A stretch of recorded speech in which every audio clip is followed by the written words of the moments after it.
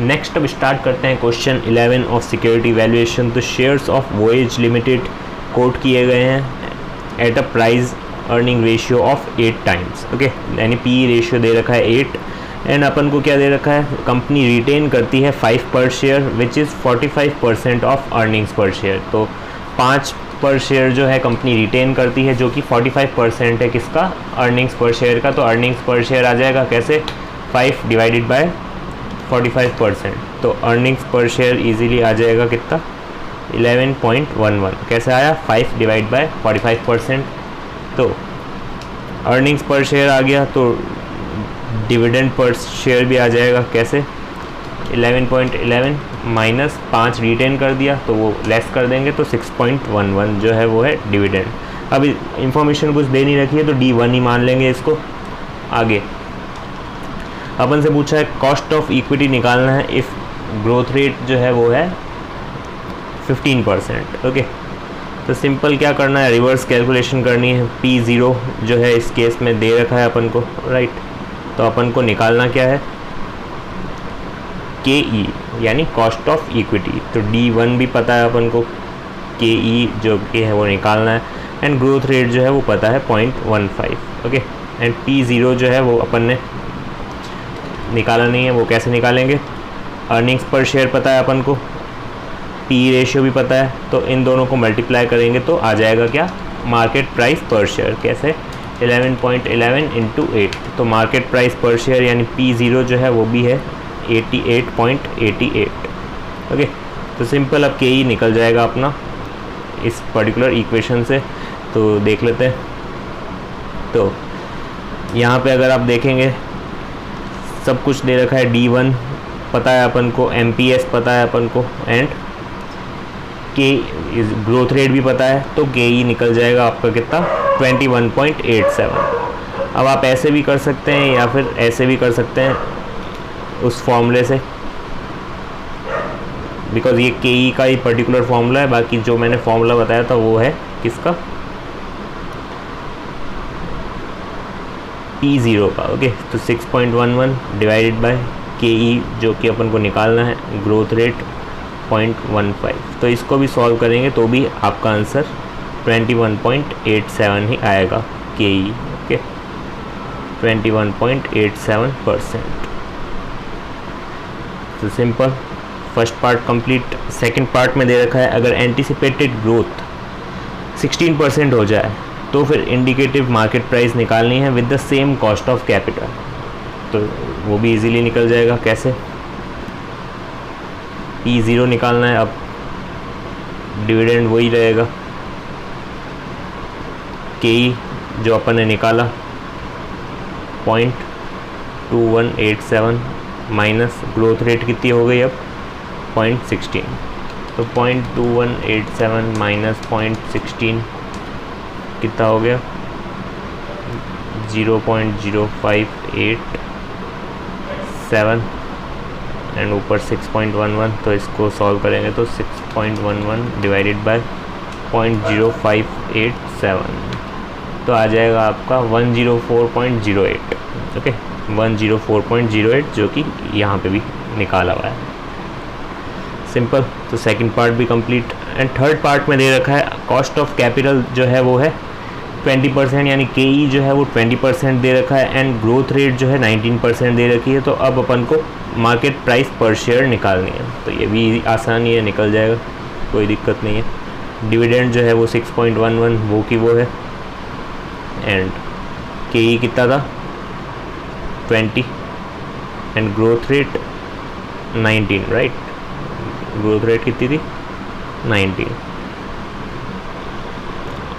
हाँ, तो अब सिंपल 6.11 डिवाइडेड बाय 0.01 तो आपका आ जाएगा 611 जो है MPS आ जाएगा थर्ड के केस में।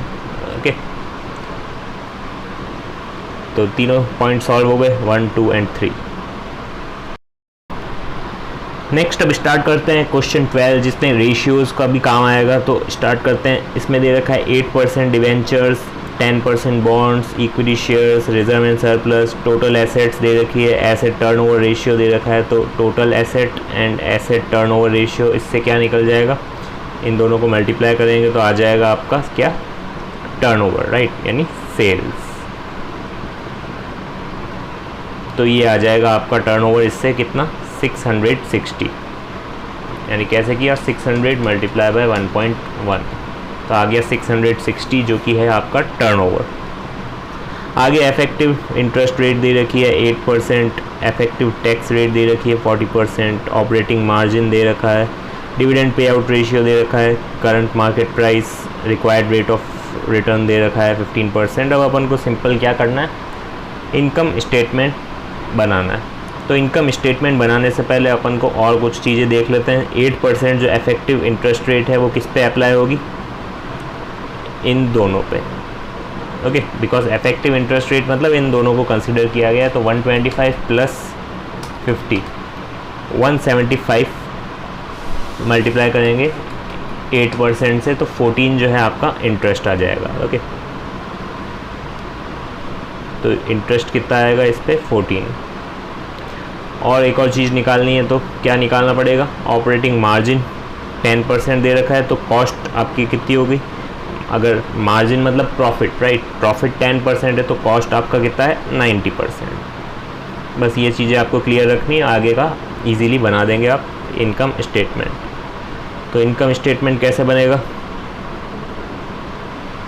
सबसे पहले सेल जो अपन ने निकाल दी, राइट, 660, एंड 660 का कॉस्ट कितनी ऐड मतलब लेस करेंगे 90%, तो 594 आ जाएगा, राइट, 594। ऑपरेटिंग एक्सपेंस तो लेस कर दिया ये, तो earnings before interest and tax आ जाएगा कैसे, 660 माइनस 594, तो आ जाएगा earnings before interest and tax. तो इंटरेस्ट इसमें से लेस करेंगे 14 जो अपन ने निकाला था, तो 52 आ जाएगा, एंड माइनस करेंगे 40%, तो 31.2 ये आ जाएगा पैट, या फिर EAT भी कह सकते हैं। इसमें से डिविडेंड कितना पे किया जो कि गिवन है क्वेश्चन में 16.67%, यानी कितना रहा अपना रिटेन अर्निंग्स हो गई 26, बिकॉज डिविडेंड कितना पे किया फिर 5.2 एंड रिटेन अर्निंग्स आ गई अपनी 26। तो यहाँ तक ये हो गया आपका इनकम स्टेटमेंट। आगे क्या पूछा है क्वेश्चन में, calculate sustainable growth rate of earnings. तो ग्रोथ रेट निकालने के लिए आपको क्या चाहिए होगा, return on equity, right, because growth rate कैसे निकलती है, retention ratio multiply by ROE। तो रिटर्न ऑन इक्विटी कैसे निकलेगी, पैट जो कि आया अपना कितना 31.2, उसको डिवाइड कर देंगे किससे, नेट वर्थ से। अब नेट वर्थ क्या होता है, equity shares plus reserve and surplus, यानी ओनर का जितना भी फंड होता है, ओनरशिप फंड, उसको ऐड कर देंगे तो नेट वर्थ होता है वो। तो 100 प्लस 300 400 टोटल नेट वर्थ है। तो इससे आपका क्या निकल जाएगा 31.2 डिवाइडेड बाय 400, तो आपका आ गया 7.8% जो है रिटर्न ऑन इक्विटी है, ROE। तो अब सिंपल आप क्या निकाल सकते हैं, ग्रोथ रेट, राइट। तो ग्रोथ रेट कैसे निकलेगी, अच्छा एक और चीज़ आपको निकालनी पड़ेगी, वो क्या, रिटेंशन रेशियो, बिकॉज क्वेश्चन में क्या गिवन है, डिविडेंड पे आउट रेशियो। तो 1 माइनस 0.1667 करेंगे तो आ जाएगा रिटेंशन रेशियो जो कि है 0.833%, ओके। यानी ये जो आप देख रहे हैं ये वही चीज़ की हुई है, तो इसको करेंगे तो 0.8333% में अगर निकालना है तो 83.33%, एंड अगर पॉइंट्स में निकालना है तो 0.8333 आएगा, ओके। तो अब सिंपल ग्रोथ रेट निकल जाएगी कैसे, 0.078 इंटू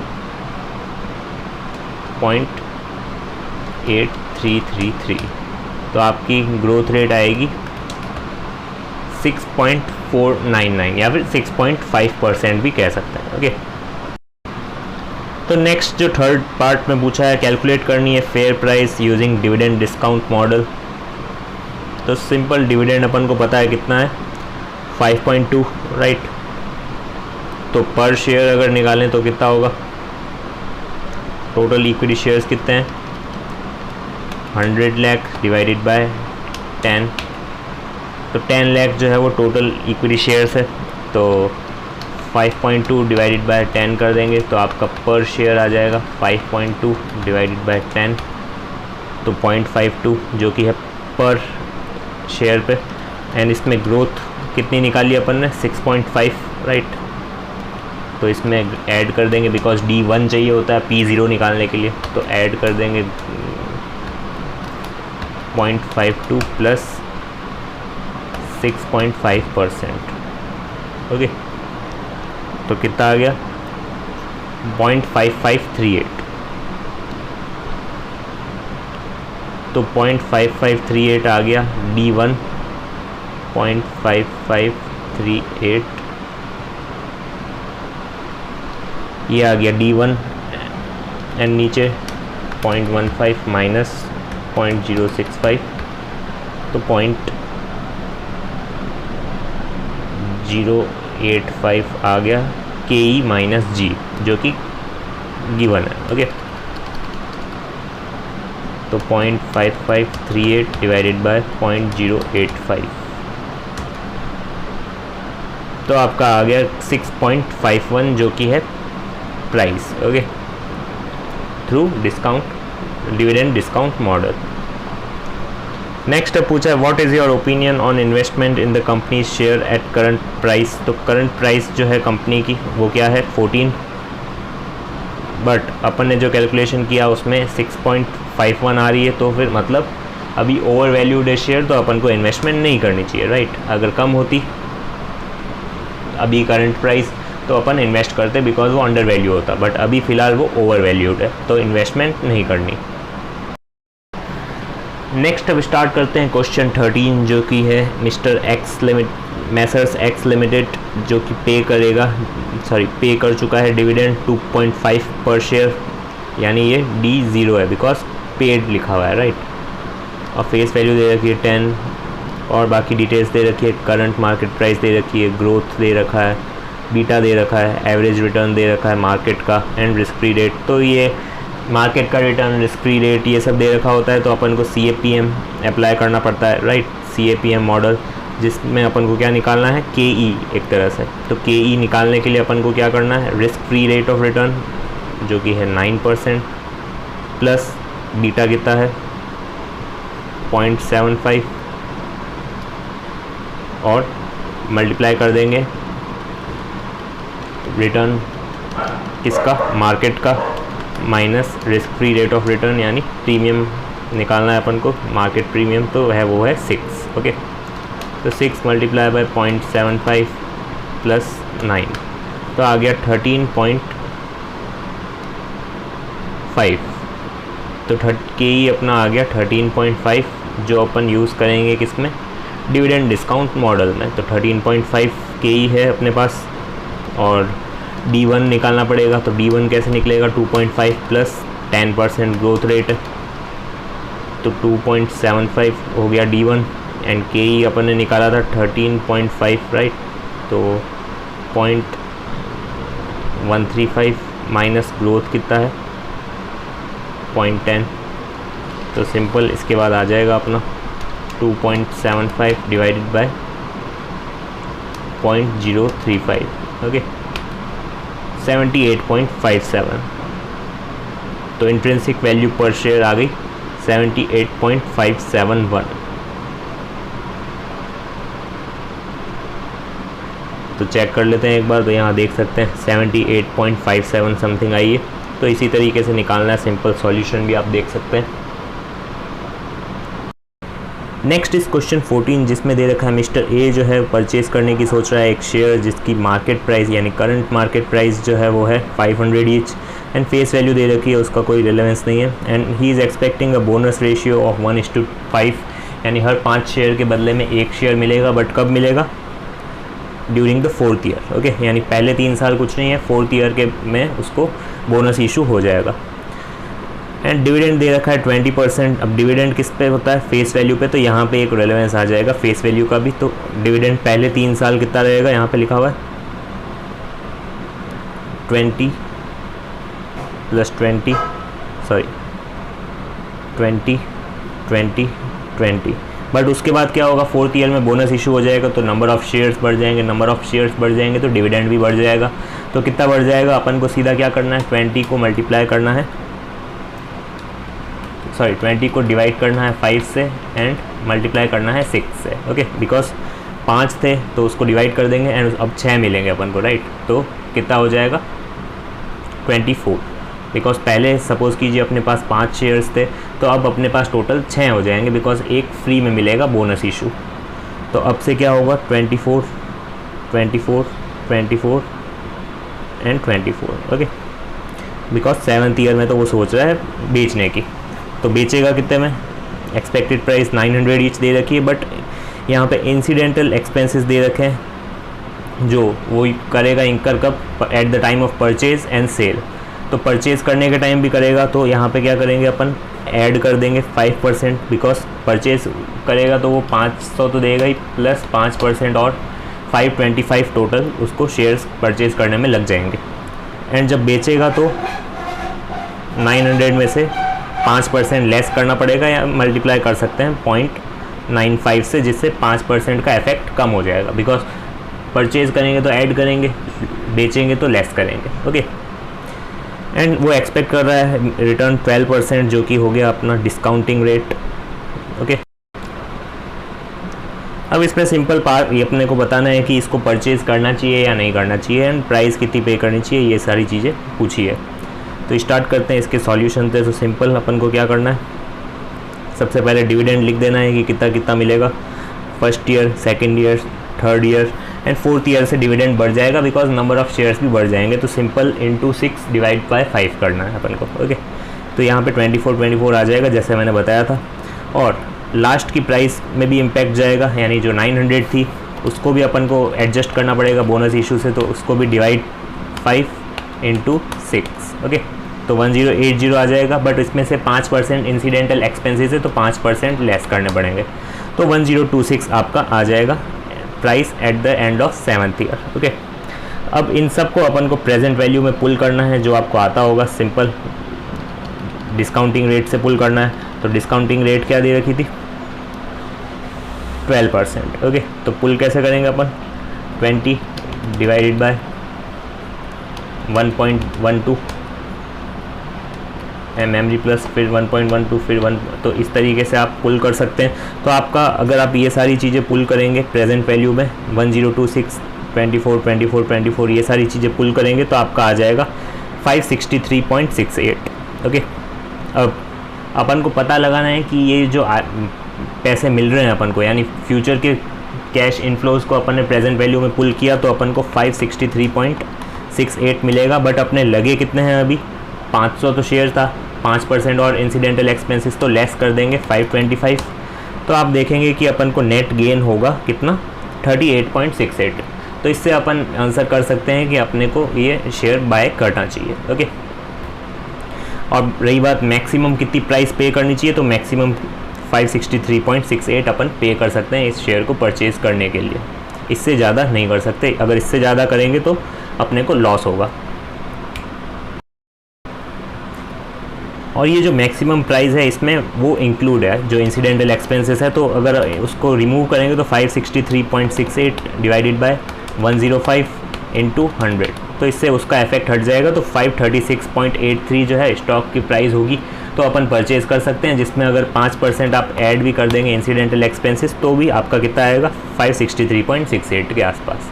तो उस केस में आपका लॉस नहीं होगा। तो मैक्सिमम प्राइस अगर पूछेंगे तो 536.84 होनी चाहिए, जो कि स्टॉक की प्राइस है विदाउट इंसिडेंटल एक्सपेंसेस, और इंसिडेंटल एक्सपेंसेस को ऐड करेंगे तो ये टोटल अमाउंट आप पे करेंगे, इससे ज़्यादा नहीं कर सकते। ओके, तो इस तरीके से सॉल्व करना था इसको। नेक्स्ट इज क्वेश्चन 15, जिसमें लिखा है रिस्क फ्री रेट दे रखी है 9% and expected rate of return on market portfolio दे रखा है 13%। तो इसमें आपको CAPM जैसा कुछ नज़र आ रहा होगा, जिसमें CAPM का फॉर्मूला लगेगा। ओके, तो एक्सपेक्टेड ग्रोथ रेट भी दे रखी है 7%, तो इसका मतलब CAPM से अपन को KE निकालना है पहले, एंड उसके बाद डिविडेंड ग्रोथ मॉडल अप्लाई करके मार्केट प्राइस निकालनी है या इक्विलिब्रियम प्राइस निकालनी है of the stock. Okay, and beta भी दे रखा है, equity stock 1.2 and last dividend paid जो दे रखा है 2, जो कि है D0। तो अपन को D1 निकालना होगा, कैसे? D0 में ग्रोथ ऐड करके। तो सिंपल निकल जाएगा। सबसे पहले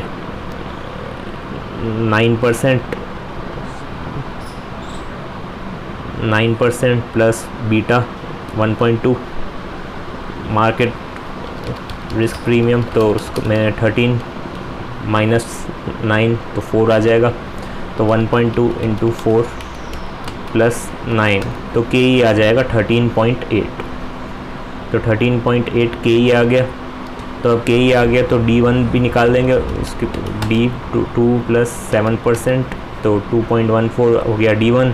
KE था 13.5 कि 13.8, 4 इंटू 1.2 13.8। ओके, तो 13.8 KE था माइनस ग्रोथ 0.07, 0.138 माइनस 0.07 तो 2.14 डिवाइडेड बाय 0.068। तो इसको सॉल्व करेंगे तो आपका मार्केट प्राइस या इक्विलिब्रियम प्राइस कह सकते हैं वो आ जाएगी। तो 31.47 आएगी आपकी इक्विलिब्रियम प्राइस। तो यहाँ चेक कर सकते हैं आप 31.47 आई है इक्विलिब्रियम प्राइस। नेक्स्ट अब इक्विलिब्रियम प्राइस में चेंज बताना है अपन को। जो चेंज होगी प्राइस किससे? इन्फ्लेशन प्रीमियम अगर इंक्रीज़ हो जाता है बाय 2%, तो इसमें क्या होगा? Risk free rate of return जो 9% थी उसमें 2% ऐड हो जाएगा, तो 9.18 हो जाएगी risk free rate of return. इसके इम्पैक्ट से 9.18 हो जाएगी। एंड उसके बाद दे रखा है एक्सपेक्टेड ग्रोथ रेट जो है वो 3% से इंक्रीज़ हो जाएगी, यानी पहले जो 7% थी अब 3% और ऐड हो जाएगी, तो फिर 10% हो जाएगा। ओके, तो 10% अब न्यू ग्रोथ रेट है। एंड बीटा जो है 1.3 हो जाएगा, जो कि पहले 1.2 था। तो सिंपल इससे क्या होगा? आपका रिस्क फ्री रेट के चेंज से आपका जो रिक्वायर्ड रेट ऑफ रिटर्न यानी KE जो है वो भी चेंज हो जाएगा। ओके, तो वो क्या किस तरीके से होगा? तो यहाँ आप देख सकते हैं। सिंपल आपको क्या करना है? रिस्क फ्री रेट चेंज करनी है, जिससे आपका आ जाएगा 14.146। ओके, तो 14.146 आ गया आपका न्यू KE। और KE चेंज हो गया तो यहाँ पे भी KE न्यू वाला लेंगे। एंड डिविडेंड भी चेंज हो जाएगा आपका, बिकॉज अब क्या होगा? 2 में अपन 10% ऐड करेंगे इंस्टेड ऑफ 7, तो फिर 2.2 आपका D1 हो जाएगा। और नीचे भी ग्रोथ रेट जो लेंगे वो लेंगे नई वाली, जो कि है 10%। ओके, तो अब सिंपल इसको सॉल्व करेंगे तो आपका आ जाएगा न्यू इक्विलिब्रियम प्राइस 4146, तो 53.06 के आसपास आपकी प्राइस आ जाएगी। अब इंस्टीट्यूट के मटेरियल में अगर आप देखेंगे तो बहुत सारे मेथड से दे रखा है कि आप ऐसे भी कर सकते हैं, आप ऐसे भी कर सकते हैं। तो ये वाला सिंपल एंड शॉर्ट था, तो मैंने ये वाला बता दिया आपको। अगर आपको और अलग अलग तरीके से करके देखना है, सब में आंसर अलग अलग आएगा, तो आप चेक कर सकते हैं। ओके।